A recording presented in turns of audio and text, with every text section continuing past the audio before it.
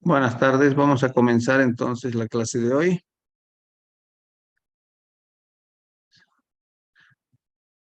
¿Están viendo mi pantalla? Sí, se ve, claro. Ya, perfecto. Entonces vamos a comenzar.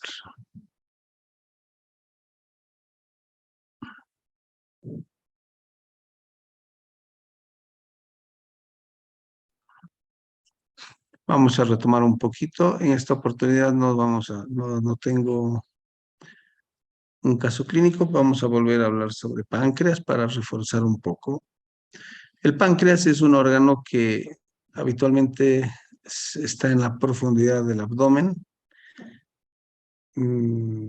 Tiene interposición de muchos tejidos, lo que hace que su exploración sea en ocasiones difícil para la ecografía, porque si pensamos que el transductor de ecografía va a venir acá arriba, tiene que atravesar la grasa, tiene que atravesar asas intestinales y, como habíamos mencionado, la,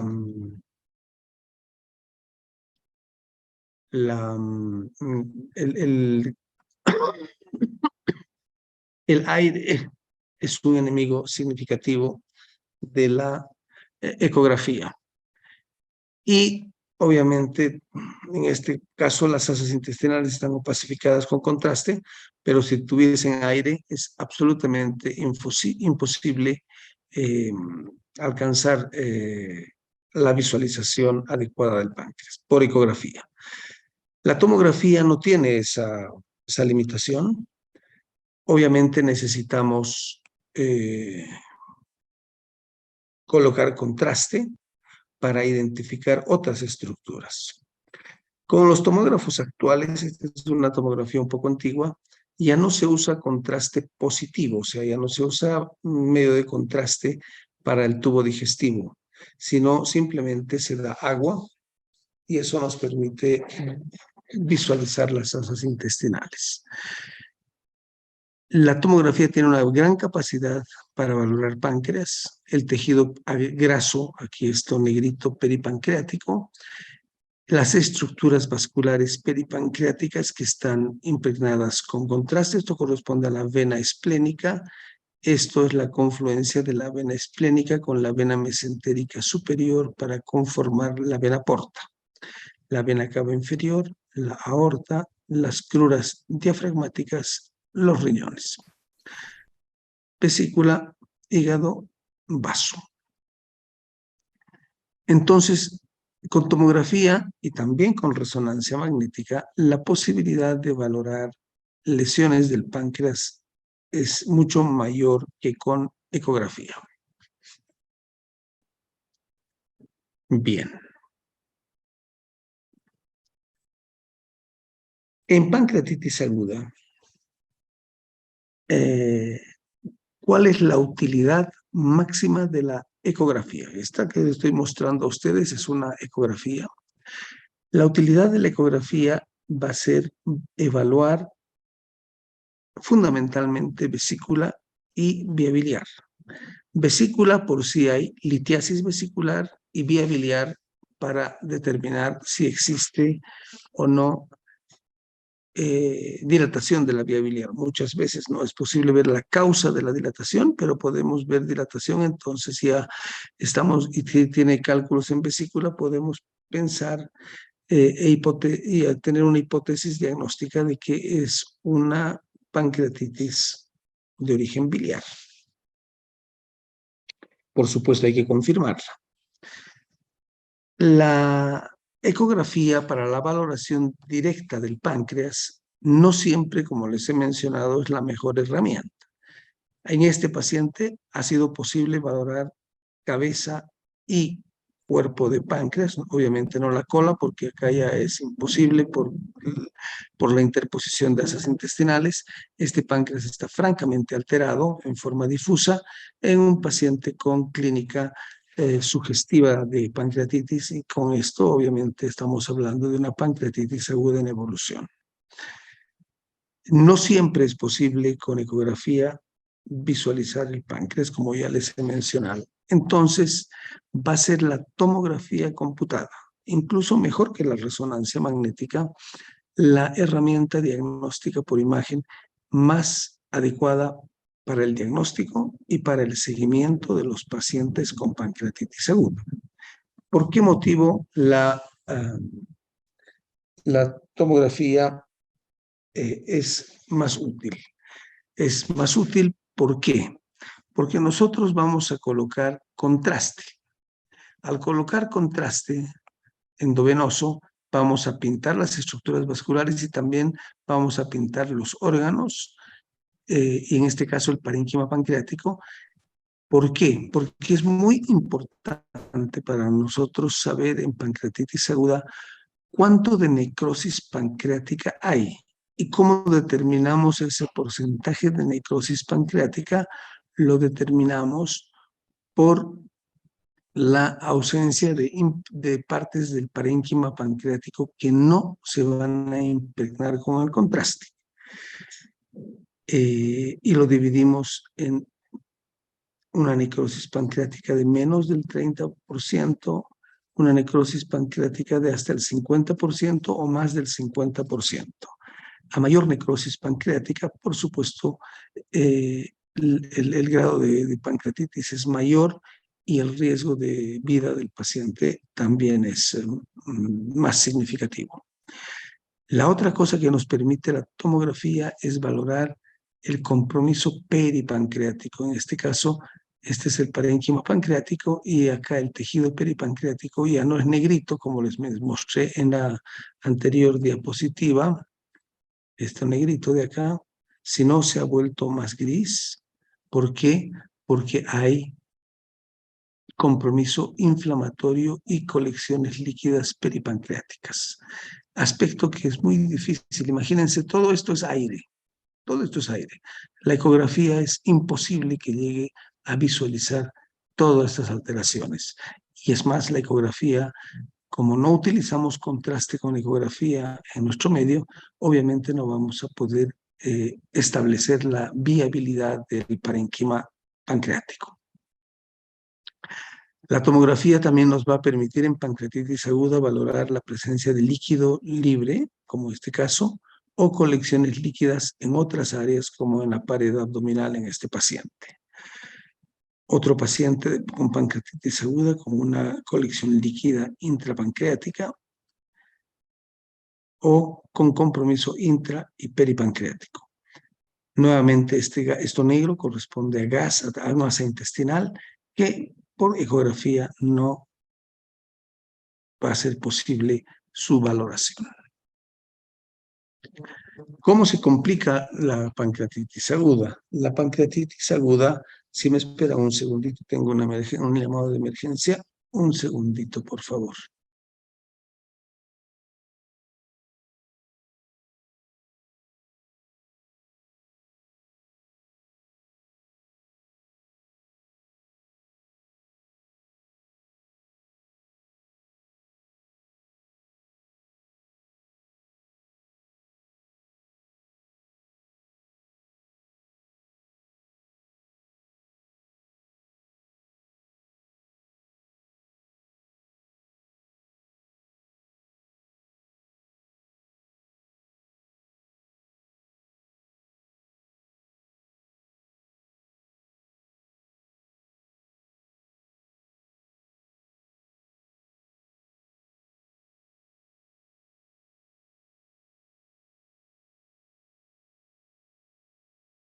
Ya, disculpen.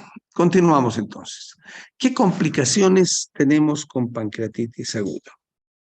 Una de las complicaciones es la presencia del pseudoquiste de páncreas, que habitualmente se presenta alrededor de las 2 semanas después de un proceso agudo pancreático, y se ve como una colección de contenido líquido. Este aire que está acá corresponde al estómago comprimido. Si esta colección líquida tuviese pequeñas burbujas en su interior, deja de ser un pseudoquiste y para nosotros, desde el punto de vista de imágenes, es un absceso. La presencia de gas dentro de una colección líquida determina el diagnóstico de absceso hasta que no se demuestre lo contrario. ¿Ya? La otra complicación de la pancreatitis aguda son complicaciones vasculares. ¿Y qué complicaciones vasculares existen? Si es arterial, que es una complicación grave, es un pseudoneurisma y a veces hemorragia secundaria a ruptura del pseudoneurisma de la arteria esplénica o gastroduodenal y se producen hematomas significativos. Y a veces, por supuesto, van a comprometer la vida del paciente si es que no se contienen espontáneamente. La otra complicación vascular, aparte, ya en este caso venosa, va a ser la trombosis de la vena esplénica. Esta corresponde a una ecografía y estamos viendo en una ecografía la vena esplénica distendida y con un trombo endoluminal. Con tomografía se ve mucho mejor, pero en este caso le han solicitado una eco y se ve ese trombo en el lumen de la vena esplénica en un paciente cursando una pancreatitis aguda. Y la otra condición son los abscesos pancreáticos. Los abscesos pueden estar en el espesor del parénquima pancreático o ser peripancreáticos y ocupar otras áreas. Este es un paciente con una pancreatitis aguda grave, en el cual se le hizo una tomografía y se encontraron, ya les había mencionado, líquido con burbujas aéreas. Esto es líquido y burbujas aéreas. Es un absceso hasta que no se demuestre lo contrario. Este paciente está en prono, está con la boca abajo. Esta es una rejilla que colocamos para guiarnos para la punción. Y acá tenemos dos agujas. Acá está una aguja y acá hay un catéter instalado para el drenaje de los abscesos y permitir de alguna forma contribuir a que el paciente mejore clínicamente de su condición infecciosa. Esto, por supuesto, está infectado y está en sepsis. Y esto, el drenaje de estas colecciones es mucho más fácil por vía percutánea que quirúrgica porque es menos riesgoso. Para llegar acá quirúrgicamente necesitas anestesia general, necesitas mucho tiempo de recuperación, en cambio acá es una aguja y un tubito delgado que entra y obviamente es menos riesgoso para el paciente. Por supuesto hay que hacerle con todos los cuidados para no perforar y contaminar otros compartimientos. Otra complicación de la pancreatitis aguda repetitiva va a ser la pancreatitis crónica. Y la pancreatitis crónica tiene como manifestaciones importantes la atrofia del parénquima pancreático, como en este caso, ven un páncreas muy chiquito, y esta estructura tubular serpiginosa que se ve tanto por tomografía como por resonancia. Este es el mismo paciente. Esto corresponde al conducto pancreático dilatado. Por lo tanto, una pancreatitis crónica va a tener atrofia del parénquima pancreático, dilatación del conducto pancreático y también calcificaciones del, intrapancreáticas o peripancreáticas. ¿Ya? Entonces, tenemos que pensar de esa forma. Esa es otra complicación. Y la complicación final, digamos, de una pancreatitis crónica, o sea, más o menos siguiendo una secuencia, va a ser el desarrollo del cáncer de páncreas. O sea, una pancreatitis crónica, una pancreatitis crónica puede alojar al cáncer de páncreas. Habíamos hablado, cuando hablábamos de hígado, que el hepatocarcinoma en un 85% de los casos asentaba en un hígado enfermo. Una cosa similar, aunque con menor porcentaje, encontramos en páncreas, en cáncer de páncreas, como consecuencia de pancreatitis aguda a repetición. El cáncer de páncreas, al igual que la pancreatitis aguda, tiene como sus mejores elementos de diagnóstico a la tomografía computada. Este es el mismo paciente con tomografía y con resonancia magnética. Ustedes ven que la caracterización de las lesiones es bastante similar por ambos métodos. ¿Cuándo se escoge uno u otro? Primero, cuando hay disponibilidad de la realización de estos estudios. La gran ventaja de la resonancia magnética respecto a la tomografía es que cuando hacemos resonancia magnética de abdomen podemos hacer al mismo tiempo la colangioresonancia para ver en lesiones de cuello y cabeza de páncreas el compromiso de la vía biliar. En este caso, en la cola de páncreas, por supuesto, la vía biliar no va a estar comprometida.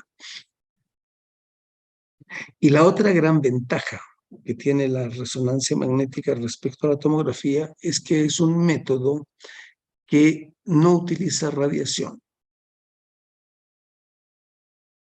Y al no utilizar radiación podemos hacer múltiples secuencias de pulso dinámicas cuando usamos contraste. ¿Qué quiere decir eso? Cuando nosotros hacemos tomografía computada de abdomen, hacemos un barrido simple, sin contraste. Posteriormente hacemos un barrido en el cual hay contraste arterial. La aorta se ve como un foco. Y posteriormente hacemos un contraste un poco más tardío en el cual ya vemos ramas de la vena porta o de la vena cava inferior. O contraste en la vena cava inferior, unas ramas porta. ¿Ya? Y habitualmente nos quedamos ahí. ¿Por qué? Porque si no tendríamos que ser más barridos y obviamente cada barrido es una radiación importante para el paciente. En cambio, en resonancia magnética hacemos hasta 7 barridos. ¿Ya? ¿Por qué? Porque no tenemos la limitación de la radiación y hacemos ese monto de barridos y podemos ver la hemodinámica de las lesiones tumorales mucho más fielmente que con tomografía.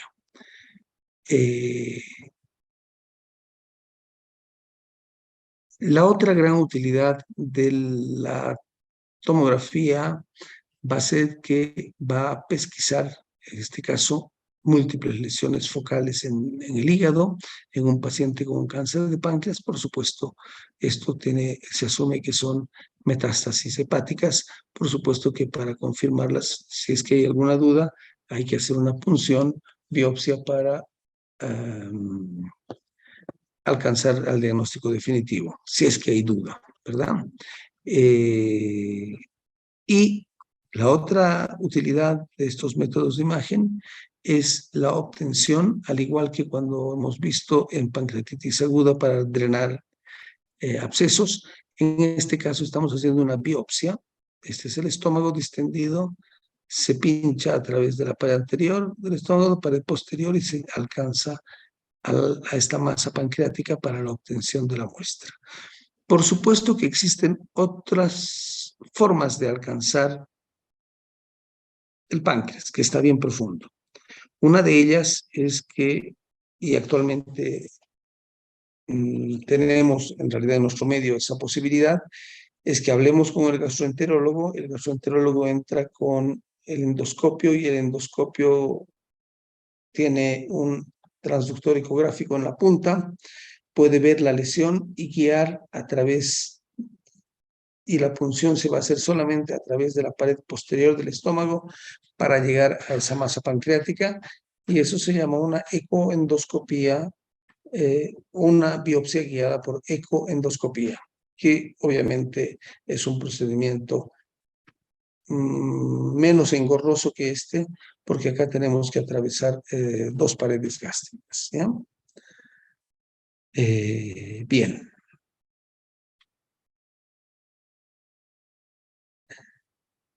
Hay distintos tipos de lesiones pancreáticas, de lesiones tumorales pancreáticas. Ahí les he mostrado una masa sólida enorme a nivel de la cabeza, otra masa sólida un poco heterogénea, pero también sólida a nivel de la cola del páncreas. Pero a veces hay lesiones de muy pequeño tamaño que son de carácter quístico. Aquí es el mismo paciente en tomografía y en resonancia y en tomografía, una pequeña lesión de aspecto quístico a nivel de la cabeza del páncreas, y obviamente resultó ser un tumor mucinoso papilar intraductal que amerita una exéresis por su comportamiento maligno. Y en estos casos les hacen una cirugía de Whipple, que es una resección de la cabeza del páncreas y una anastomosis de este segmento del páncreas hacia el intestino una vez resecado. Obviamente, un tumor de páncreas de pequeño tamaño va a tener un mejor pronóstico que un tumor más grande, y eso es atributo de las técnicas de imagen, el poder hacer el diagnóstico en forma temprana.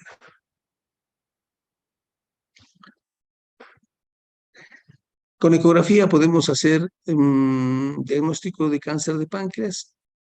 Sí, podemos hacer, no con la misma fidelidad que con una tomografía o con la misma facilidad con tomografía o resonancia. Se necesita más expertise. Acá, por ejemplo, estamos viendo la vía biliar y la porta, llegando a amputarse la vía biliar a este nivel por esta masa a nivel de la cabeza de páncreas.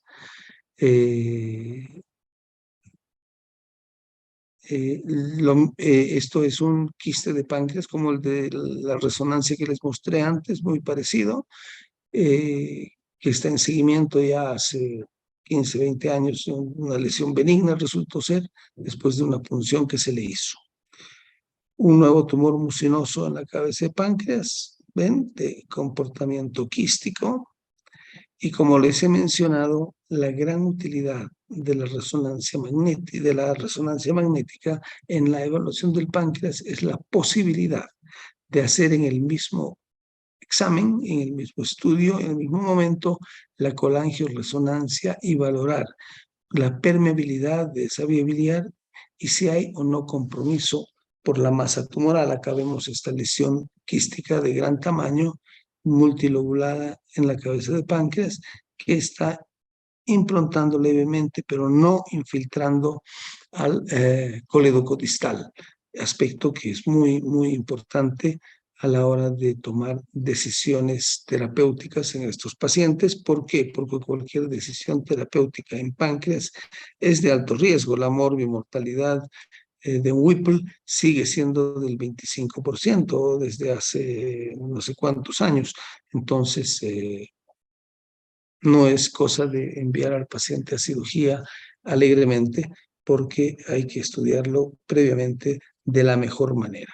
Y la mejor manera de estudiar es combinando distintas técnicas de imagen no invasivas antes de llegar al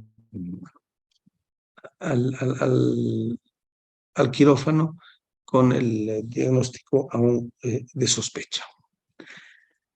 Los otros órganos que valoramos en abdomen, aparte de los que ya hemos visto, son las glándulas suprarrenales. Las glándulas suprarrenales se encuentran inmediatamente por encima del polo superior de los riñones. En recién nacidos es muy fácil para nosotros con ecografía ver las suprarrenales, es el hígado, y esta imagen como en Y corresponde a una suprarrenal. En las guaguas recién nacidas hay hipertrofia de las glándulas suprarrenales, probablemente por todo el trauma obstétrico que significa salir a otro mundo, ¿no? Pero es la tomografía y también la resonancia magnética la herramienta más adecuada en pacientes adultos. Porque en pacientes adultos la glándula suprarrenal es de muy pequeño tamaño. Acá estamos viendo, ¿no?, otra vez esa imagen en Y. Esta es una suprarrenal del lado izquierdo. Obviamente con ecografía hay que atravesar todo esto y la posibilidad de verlas no siempre es factible. ¿Qué cosas podemos ver? podemos ver lesiones benignas.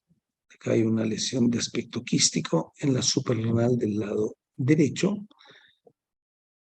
Podemos ver tumores heterogéneos grandes. Este es un paciente que lo hemos visto cuando veíamos tórax. Este es un paciente con, en las clases prácticas en realidad. Este es un paciente con un cáncer de pulmón. El pulmón es muy ávido de hacer metástasis en las suprarrenales. Entonces, cada vez que hay cáncer de pulmón, uno tiene que ir a valorar suprarrenales para ver si no hay compromiso secundario a ese nivel. En este caso, tremendas masas tumorales en la suprarrenal. Este es otro paciente con un neuroblastoma grande, gigantesco en esta suprarrenal izquierda, que además estaba acompañado de estas lesiones focales en hígado que correspondían a metástasis de este tumor primario. Entonces, cuando estamos pensando en suprarrenales, tenemos que la ecografía va a ser útil si estamos en un recién nacido, pero si ustedes ven a un paciente y sospechan de patología suprarrenal, no le van a pedir ecografía porque la ecografía es muy limitada. Le van a solicitar o una tomografía o una resonancia magnética, que son las herramientas más indicadas para poder valorar esas estructuras anatómicas. Finalmente, el vaso. El vaso es un órgano que tenemos que valorarlo y que puede sufrir una serie de lesiones. Puede estar aumentado de volumen, en caso, por ejemplo, de una hipertensión portal. Puede estar aumentado de volumen en caso de un hiperesplenismo idiopático. Pero también es un órgano que puede sufrir lesiones postraumáticas, como en este caso una tremenda laceración secundaria a un trauma abdominal cerrado, de alto peritoneo y riesgo de vida del paciente si es que no se toman las previsiones adecuadas. ¿Puede ser asiento de metástasis el vaso? Por supuesto que sí. En este caso, un paciente con melanoma en el cual se le solicita una tomografía para descartar si no hay adenopatías retroperitoneales o metástasis en algún órgano, y se encontró una lesión focal en el hilio esplénico que correspondió a una metástasis secundaria a un melanoma.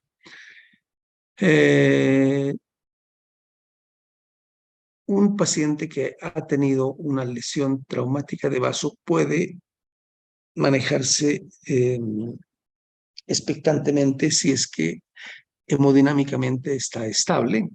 Y en este paciente sucedió eso, no es el mismo. Sucedió eso y tiempo después se hace un control y aparece esta formación pseudoquística subcapsular en este vaso, que correspondía a una lesión de aspecto quístico residual secundaria a un traumatismo. Obviamente acá tienen que ir los cirujanos con mucha cautela para ver qué resuelven hacer, porque una vez que retiran este coágulo enorme, puede volver a sangrar el paciente y eso ya obviamente es resorte de los cirujanos. ¿Qué entendemos por retroperitoneo? Si bien los riñones están en retroperitoneo, no vamos a hablar mucho de ellos porque ya han tocado antes con la doctora Villa aparentemente esto. Pero de pasadita les voy a mencionar que los riñones también son posibles de valorar con... Aquí sí, la primera modalidad diagnóstica para valorar riñones va a ser la ecografía. La ecografía es un muy buen método para ver riñones. Nos va a permitir ver el volumen del riñón, nos va a permitir ver las características del parénquima renal y si hay o no dilatación del sistema colector. Y si hay o no lesiones focales, ya sea quísticas o lesiones nodulares sólidas. Indudablemente, si nos encontramos con cualquier patología focal que no sea característicamente un quiste simple, va a requerir el complemento de otra técnica de imagen. Y esa otra técnica de imagen va a ser o tomografía o resonancia magnética.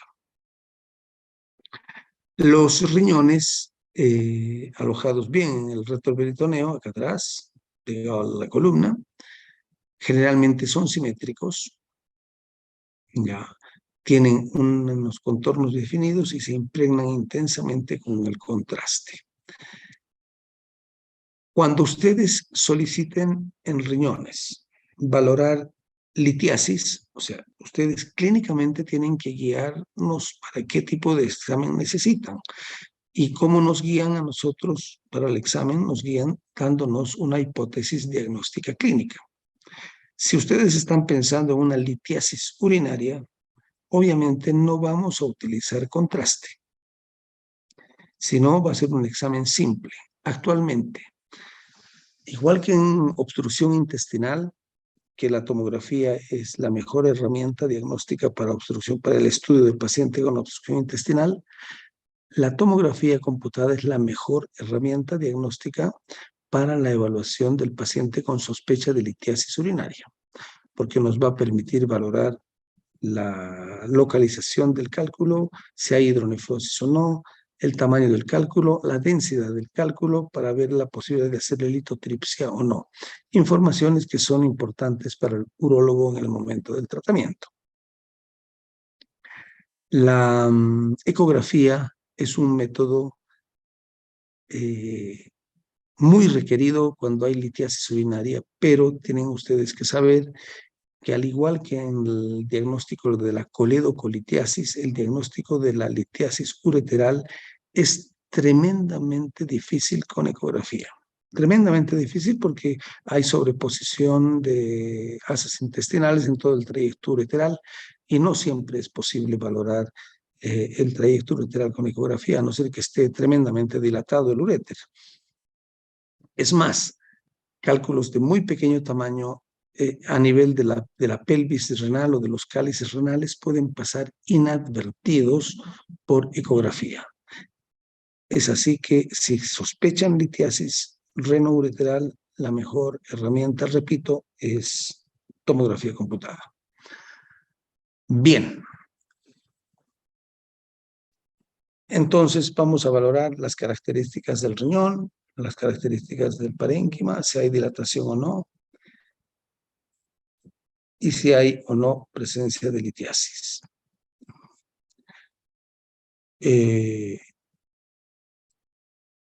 Pero cuando hablamos de retroperitoneo, hablamos más de la lesión del espacio interaorto-cavo o periaórtico, quiere decir lo que está rodeando las estructuras vasculares del retroperitoneo.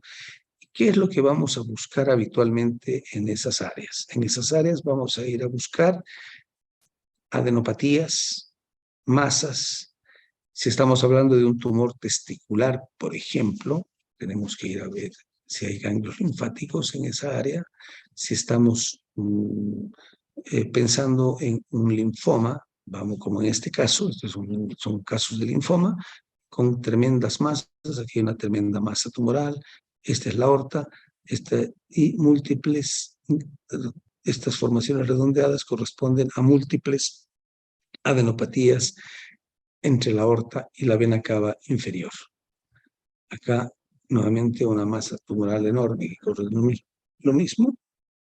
Y este otro paciente, el cual está la aorta desplazada hacia adelante, porque habitualmente la aorta está pegada a la columna, y por esta masa tumoral que está ocupando el espacio retroaórtico.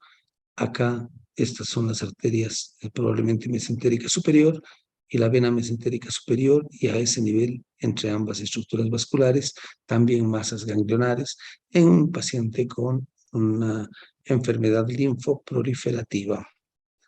Y ya el patólogo nos dirá qué tipo de enfermedad linfoproliferativa es. Las masas adenopáticas retroperitoneales pueden alcanzar grandes dimensiones y obviamente son sugestivas de una enfermedad linfoproliferativa. Les digo sugestivas, ¿por qué? Porque el diagnóstico definitivo de este tipo de condición patológica tiene que estar dado, como siempre, para todo tipo de lesiones expansivas y proliferativas por anatomía patológica. La anatomía patológica es absolutamente imprescindible para determinar el tipo de terapia que se va a ofrecer a estos pacientes. Pero en retroperitoneo también hay condiciones de carácter infeccioso-inflamatorio.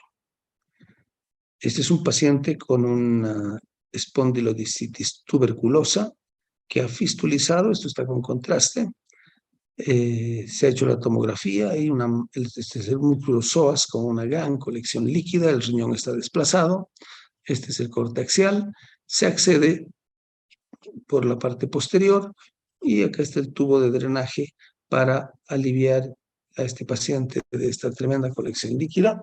Obviamente no para el tratamiento de su espondilodiscitis, sino para contribuir a que las condiciones clínicas del paciente estén mejor para un tratamiento médico adecuado o quirúrgico posteriormente de esa columna. Las estructuras vasculares que vamos a valorar en retroperitoneo son la aorta abdominal, la vena cava inferior y todas las otras estructuras vasculares que contemplan esa región. Acá tenemos la aorta, la cava inferior, esta es la vena cava inferior y este defecto corresponde a un trombo en el lumen. Normalmente debe ser homogéneo. Acá hay un trombo en el lumen. Hay variantes anatómicas, como una ausencia de la vena cava inferior, porque hay múltiples otras variantes que uno tiene que tener presente. La derivación de la sangre venosa va a estar dada por estas otras venas que vienen paralelas a la columna. Muy bien, muchachos, para no correr más, vamos a quedar ahí y vamos a vernos el próximo jueves. Creo que ha sido bien productivo hoy día. Muy bien. ¿Estamos bien? Doctor. ¿Listo? Sí, doctor. Entonces, nos vemos el jueves, por favor. Yo voy a pasar el link para mis clases de más tardecito en un rato.